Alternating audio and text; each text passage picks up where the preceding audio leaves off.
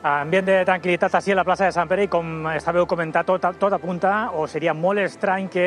demà tinguérem ja una fumata blanca. Avui s'han donat a conèixer ja alguns detalls sobre com seran aquestes fumates, sobretot quan seran aquestes fumates, i en principi s'apunta que demà, no abans de les 7 de la vesprada, serà quan isca aquesta fumata, en principi negra, perquè, com heu comentat, són molts els cardenals electors que participen en el conclave i, per tant, és molt difícil aconseguir en una primera votació una majoria de 2/3, 89 cardenals que votarien a favor d'un únic candidat. En el cas de que, recordem, hi hagi fumata negra, no hi hagi encara successor del papa Francesc, passaríem a la jornada següent, la jornada posterior, i ahir estan previstes fins a 4 votacions en un dia, 2 pel matí i 2 per la vesprada. En